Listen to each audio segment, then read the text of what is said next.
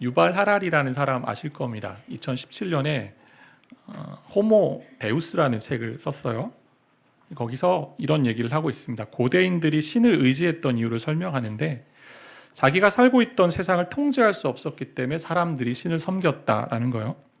근데 21세기를 살고 있는 인간은 이제 우리에게는 더 이상 그럴 필요가 없다, 그러한 논지를 가지고 호모 데우스라는 이름을 붙였죠. 데우스는 라틴어로 God, 신이란 뜻이잖아요. 즉 호모, 인간이 신이 되었다, 신이 된 인간을 말하는 겁니다.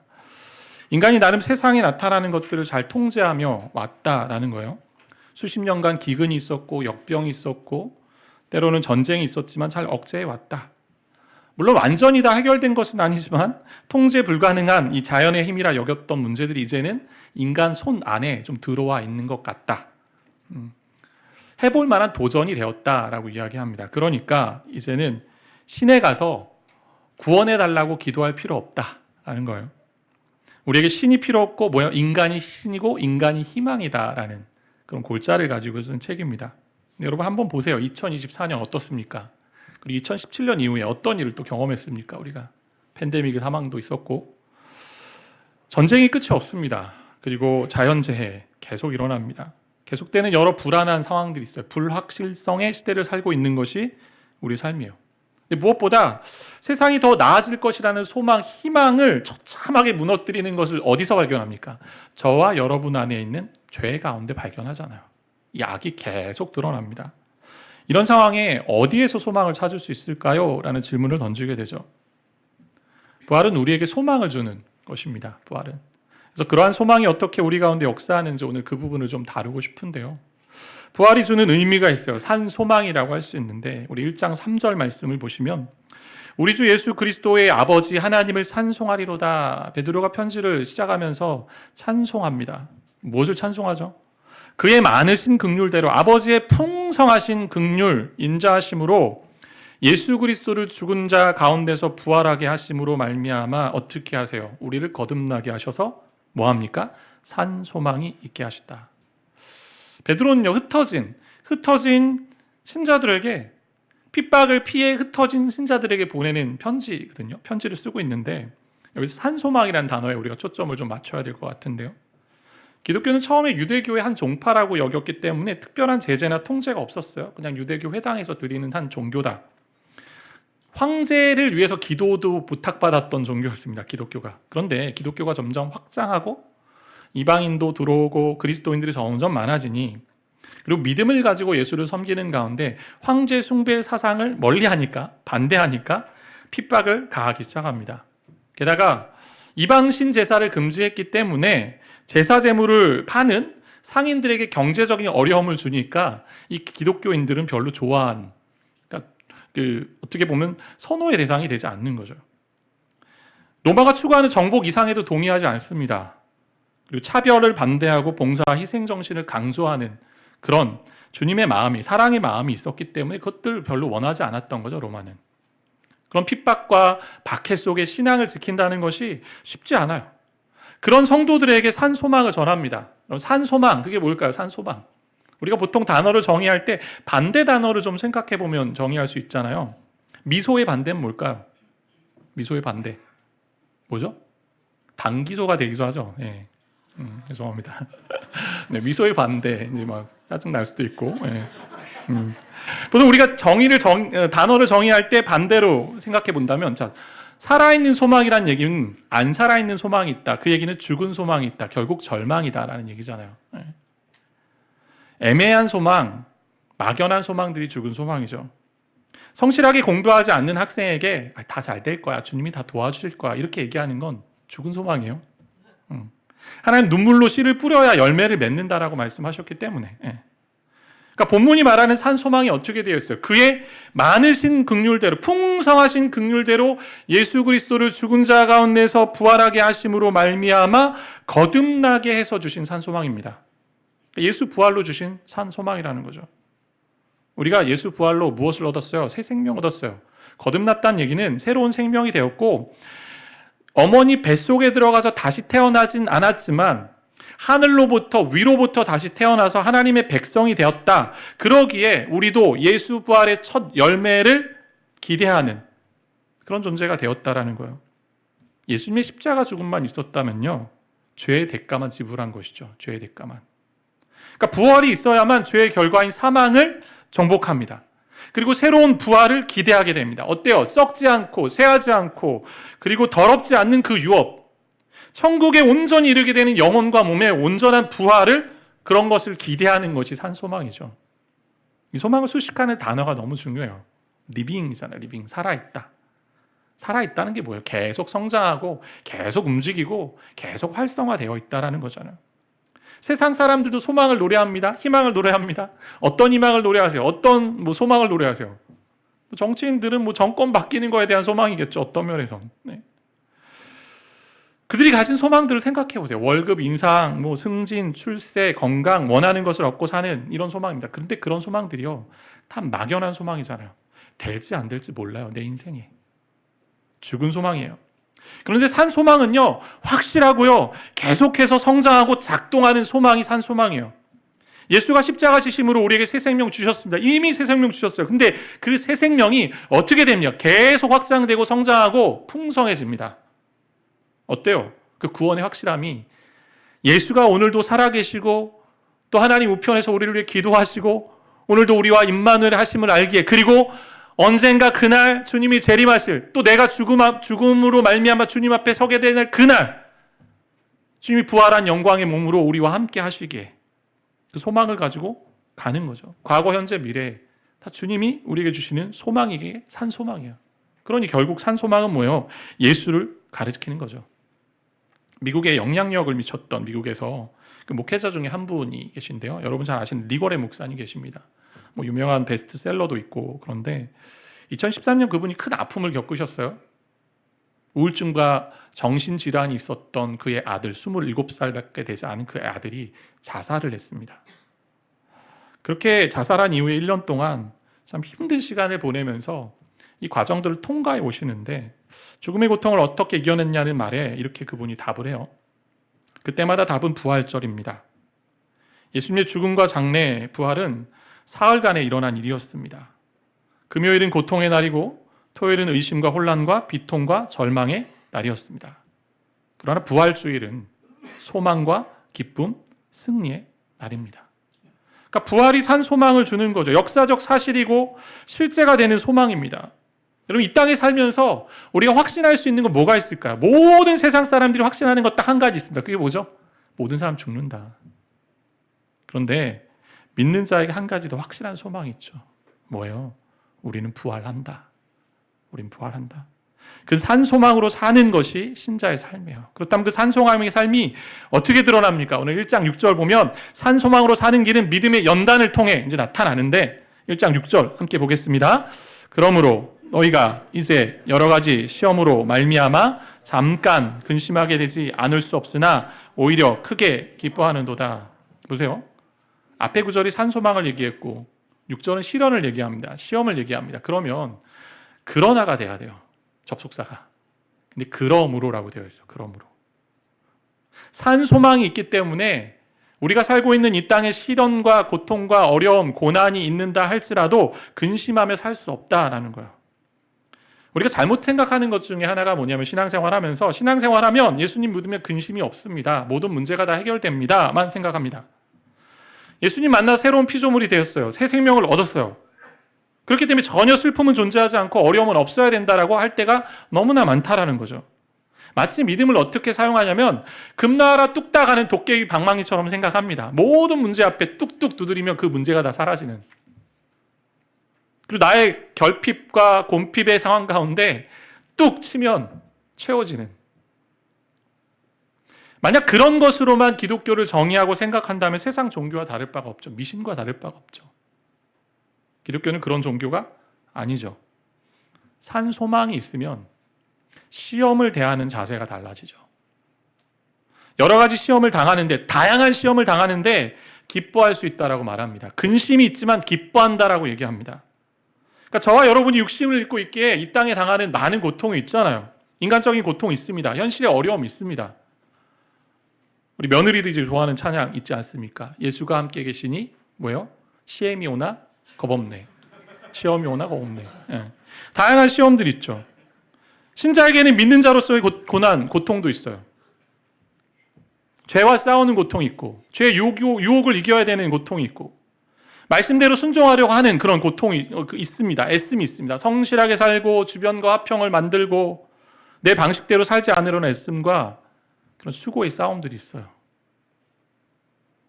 산 소망이 있기 때문에 이런 싸움과 이런 시험과 이런 시련 속에서도 결국 하나님 우리를 멸망으로 인도하지 않는다라는 겁니다. 주님과 같이 부활할 그날을 주시기 때문에 지금의 고난에도 어때요? 근심하지 않아요. 기뻐하는 거예요. 그날이 있으니. 그래서 시험거리, 근심거리 앞에서 산 소망을 가지고 있다면 우리의 질문이 바뀌어야죠. 우리가 시험과 근심거리, 고통이 당하면 어떻게 돼요? 고통이 오면, 찾아오면 왜 하나님 저에게 이 고통을 주십니까? 라고 외치죠. 절규하죠. 근데 우리의 질문이 바뀌어야죠. 왜 하필 나에게가 아니라 하나님, 이것이 지금 왜 저에게 일어났습니까? 이것의 의미가 무엇입니까? 그런 실현의 목적, 실현이 주는 의미를 찾아가는 것이 산 소망을 가진 자의 모습이에요. 6절에 보면 이렇게 기록되어 있잖아요. 말씀에 잠깐 시험을 당한다라고 되어 있는데 이 잠깐 시험을 당한다 이 앞에 원래 잠깐 이후에 우리나라 말에는 번역을 안 해놨는데 들어갈 구절이 있습니다. 그게 뭐냐면 잠깐 필요하다면 이라는 게 있어요. 그러니까 시련이 필요하다고 판단된다라면 뜻입니다. 누가 보시기에, 하나님 보시기에 우리 인생에 시련이 필요하고 시련이 좀 허용된다라면 하나님이 계획하시는 목적이 있어요. 의미가 있다라는 거예요. 시련을 통해, 시험을 통해 우리를 빚어가신 하나님의 목적이 있다라는 거죠. 그 목적 어떻게 나타나고 있습니까? 1장 7절에 나타나고 있는데 같이 좀 읽어보겠습니다. 1장 7절. 너희 믿음의 확실함은 불로 연단하여도 없어질 금보다 더 귀하여 예수 그리스도께서 나타나실 때에 칭찬과 영광과 존귀를 얻게 할 것이니라. 세번역 성경을 보니까 이렇게 되어 있어요. 하나님께서는 저와 여러분의 믿음을 단련시키세요. 불로 단련합니다. 결국 없어지고 마는 금보다 더 귀한 것이 되게 하기 위해서. 현실의 시험과 고난에서 산 소망의 모습은 이렇게 나타납니다. 고난을 통해 믿음의 확실함이 증명되는 거죠. 믿음의 확실함 얘기는 믿음의 진정성, 다시 하면 믿음의 가치와 내가 믿고 있는 믿음의 성격, 믿음의 특징, 믿음의 본질이 드러나는 그 작업이 되는 거죠.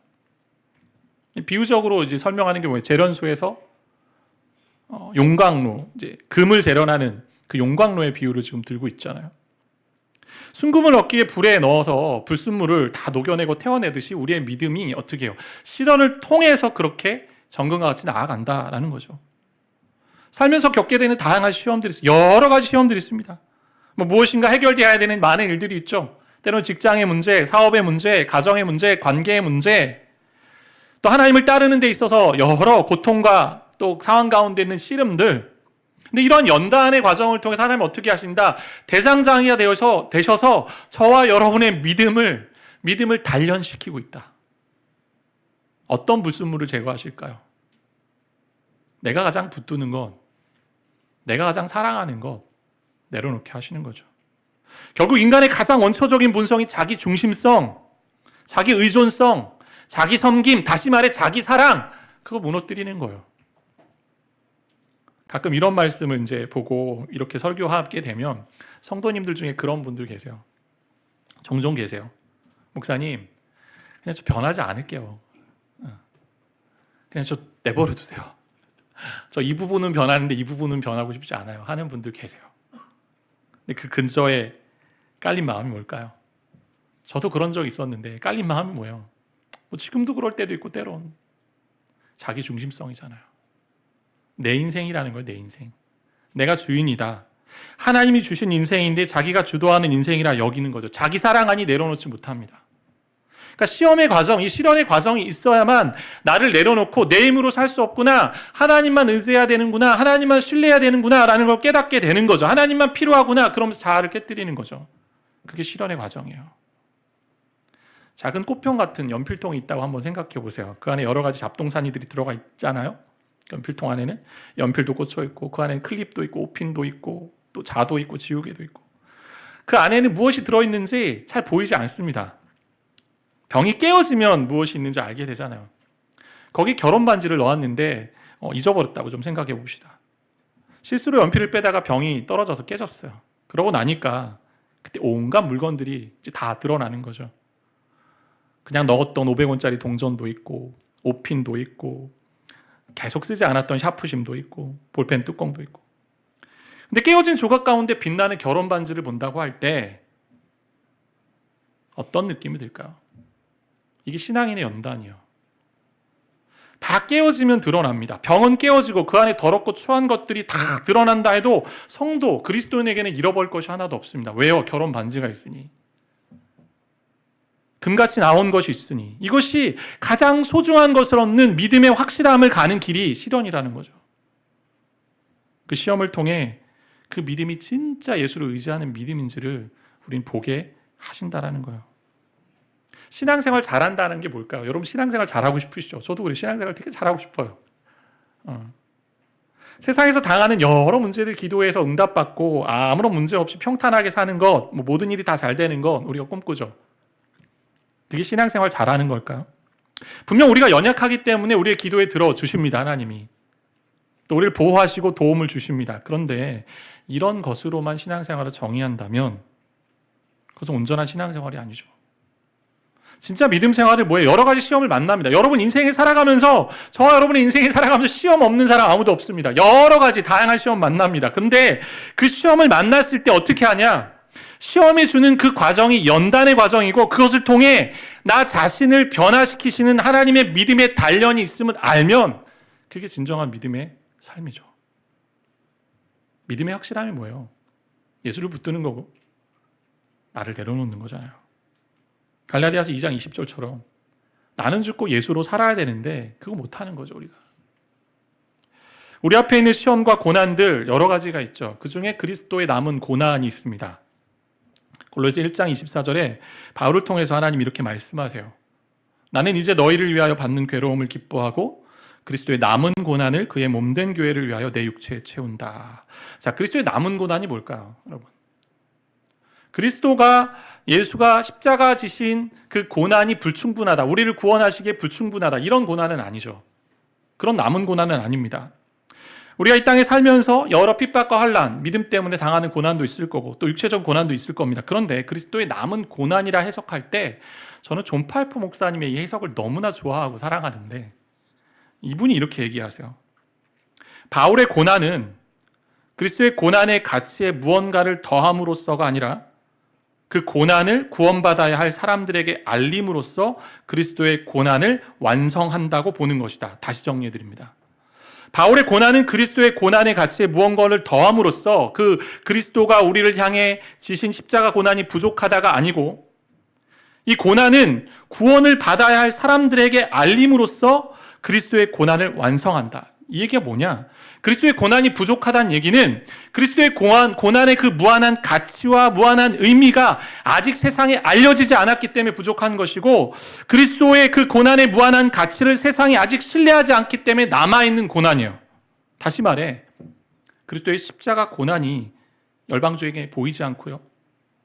알려지지 않고 사랑받지 못하는 영역이 아직 있기 때문에 부족한 고난입니다. 그리스도의 고난의 의미가 알려지지 않고 있는 영역이 있으니 그 남은 고난인 거예요.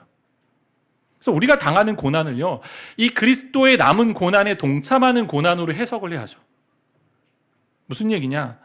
믿음의 시련, 예수가 걸어가신 이 시련의 길을, 고난의 길을 가면서 우리 몸으로 예수 십자가 지신 그 고난을 몸소 체험하고 그것을 드러내 보여주는 거죠. 예수가 지신 고난이 이런 의미다. 이런 점에서 저와 여러분에게 아직 남아있는 고난이에요. 저와 여러분에게. 여러분 고난, 시험, 시련 싫죠? 저도 싫어요. 네. 어렵습니다. 다 피하고 싶어요. 누구도 그 근심거리, 걱정거리 앞에서 나 괜찮습니다 말하는 사람 처음부터 없습니다. 기쁘게 여기는 거 말도 안 되는 것처럼 느껴집니다. 목회할수록 제가 경험하고 느끼는 게 뭐냐면 그리스도의 남은 고난을 채워가는 이 길을 가고 있구나 내가 이 길을. 성도들의 고난에 함께 동참하고 경험하면서 우리가 이 고난의 길을 통해서 믿지 않는 자들에게 그리스도의 고난의 의미가 무엇인지를 알려주는 길로 가고 있구나. 그렇기 때문에 고난 중에도 기뻐하고 감사할 수 있는 거예요. 왜요? 이미 주님이 고난을 다 이기셨기 때문에, 산 소망을 주셨기 때문에. 그러니 그 고난의 의미가 무엇인지 드러나는 거죠.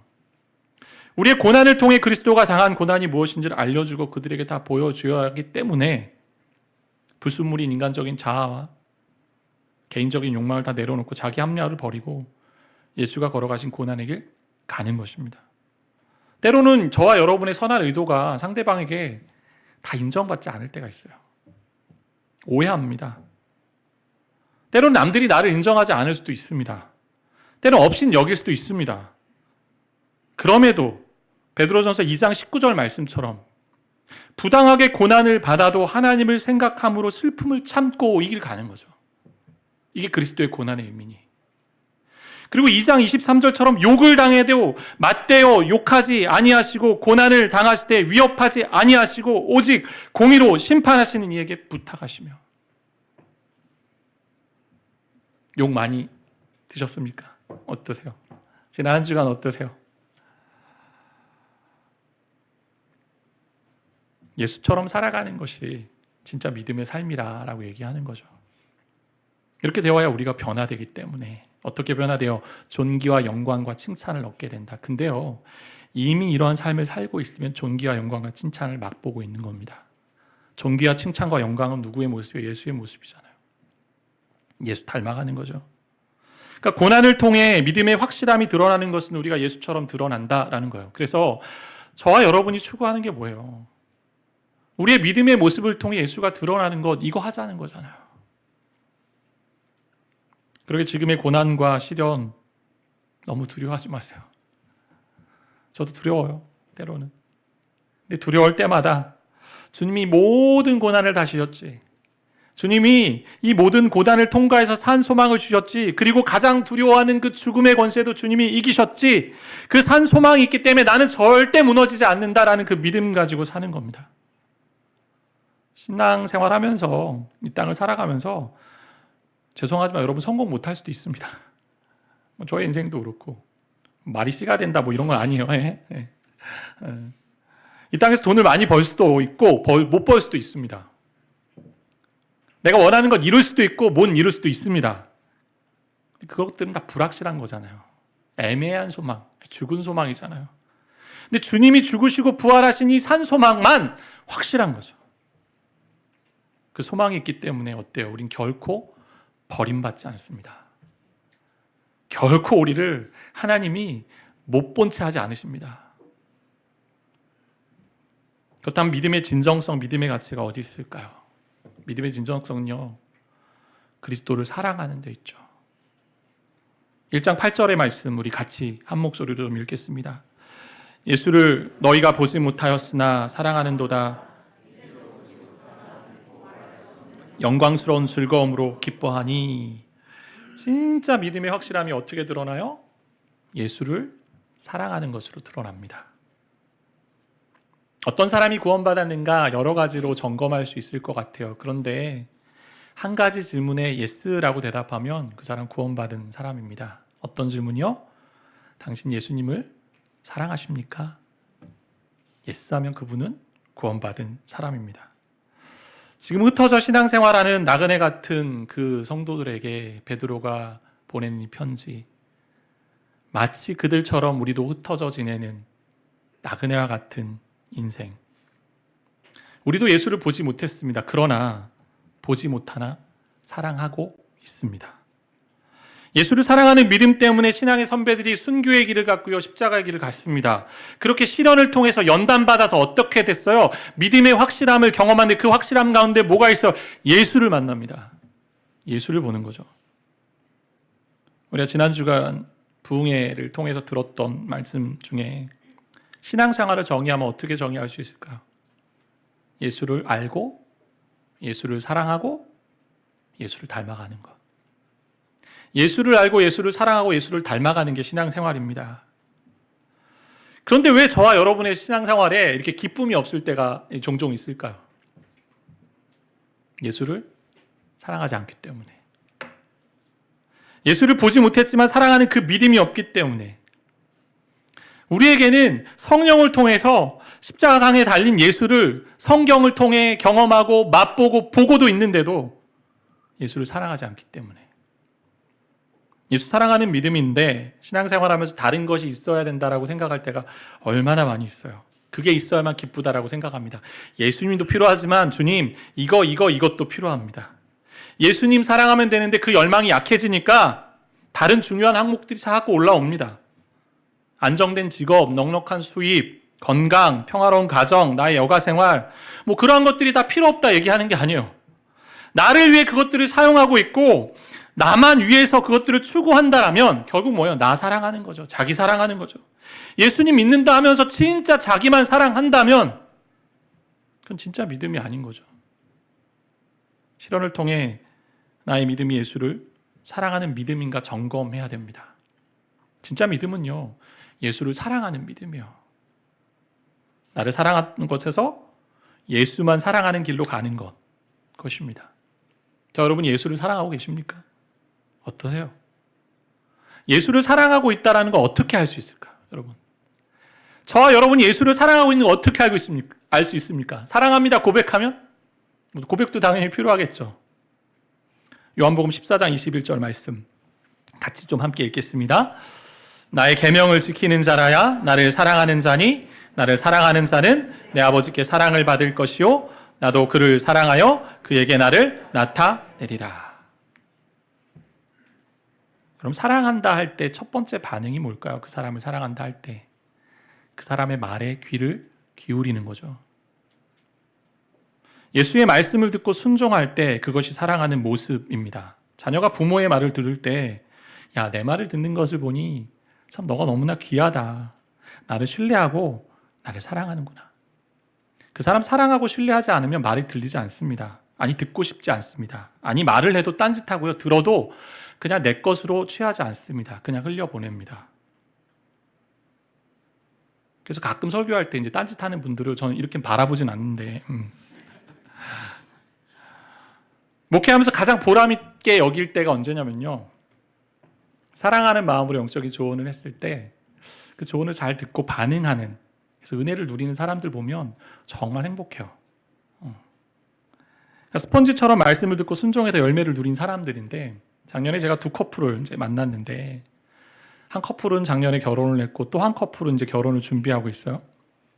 근데 그분들이 이제 서로 교제하고 뭐 완전히 뭐 결혼을 약속한 건 아니었지만 이제 교제를 하고 있다 얘기하면서 이제 결혼에 대해서 이제 고민하고 있으니까 제가 함께 뭔가를 뭐 얘기하고 또 스터디를 하고 뭐 만남을 계속 갖긴 어려워서 결혼에 대한 이런저런 책들을 몇 권 소개해 줬어요. 제가 권했던 것은 그냥 카페 가서 뭐 미리 읽어오지도 말고 카페 가서 그냥 한 문장 한 문장씩 같이 음독해라. 그리고 어떤 날은 2페이지 읽고 나누고 어떤 날은 좀 필이 오면 뭐 한 단원도 읽고 많이 읽고 좀 나눠라. 뭐 그렇게 나누더니 이제 이 친구들이 어떻게 됐어요? 그리스도 안에서 성경 안에서 결혼이 뭔지를 또 꿈꾸고 그러면서 결혼했고 또 한 커플은 이제 결혼을 준비하고 있는데 참 이런 경험을 할 때 잔잔한 마음이 위로가 있어요. 정말 잘 듣고 있구나. 사랑은요, 그 사람의 음성을 듣는 것에서 출발합니다. 그 음성에 순종하는 거죠. 예수님 사랑합니까? 네, 그렇습니다. 목소리 크게 외치는 게 아니에요. 삶으로 보여줘야죠.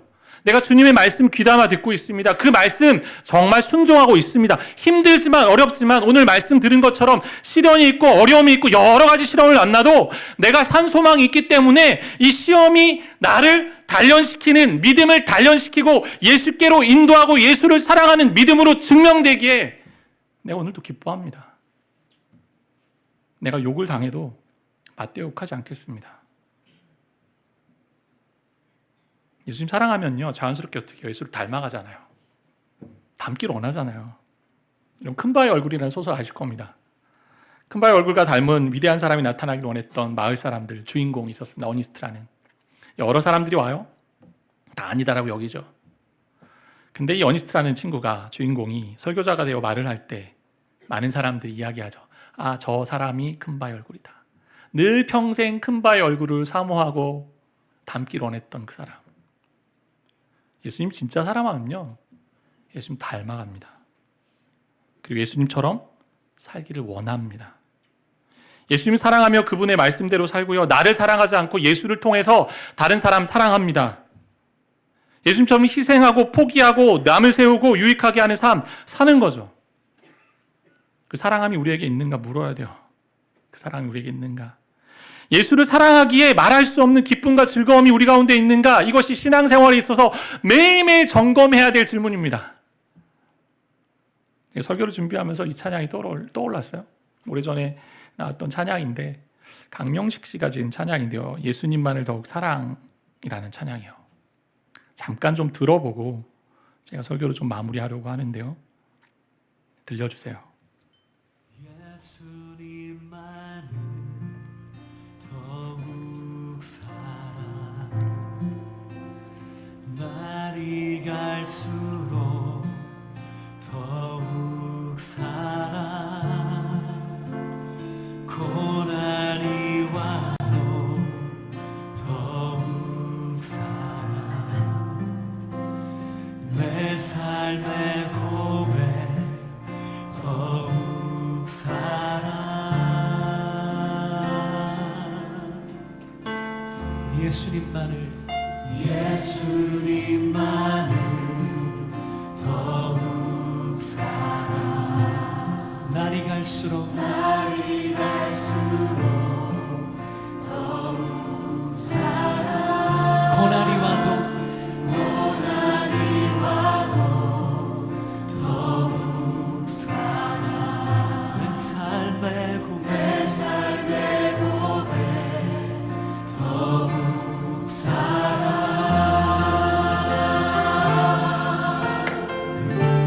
주님 한 분만 더욱 사랑 그 무엇보다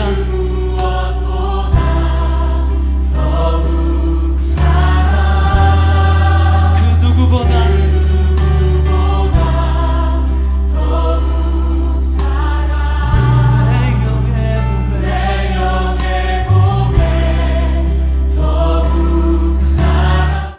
네, 3절이 그렇게 됩니다. 나 사는 동안 더욱 사랑, 숨질 때에도 더욱 사랑. 제가 이 찬양 다시 들으면서 저 그런 꿈이 생겼어요. 주님, 내가 주님 앞에 서는 날 주님 사랑합니다 고백하고 마무리했으면 좋겠다. 어제보다 오늘을 주님을 더 사랑하고 있는가? 시련을 통해 그 믿음이 증명돼야죠. 시련이 없으면요, 자기만 사랑하기 너무 좋은 인생이기 때문에, 자기의 초점을 맞춘 인생이기 때문에, 자기 중심성으로 갇혀있는 인생이기 때문에, 부활신앙 우리에게 산소망이 주어졌습니다. 그렇기 때문에 현실의 여러 가지 시험을 만나고 환난과 고난을 경험한다 해도 그 시련을 바라보는 우리의 관점이 달라지는 거죠. 그 시련을 통해 내 믿음이 증명되는 거예요. 정말 예수만 사랑하는가? 자, 여러분의 인생에 이것이 좀 목적이 되고 이것이 추구하는 바가 됐으면 좋겠습니다. 어제보다 오늘 더 사랑하고 오늘보다 내일 더 예수님을 사랑하겠습니다. 그럼 그 다른 모든 것 필요 없어요. 하나님 앞에서 그렇게 살아갈 때 정말 우리 인생의 기쁨과 부활의 참 소망이 날마다 주어지는 줄 믿습니다.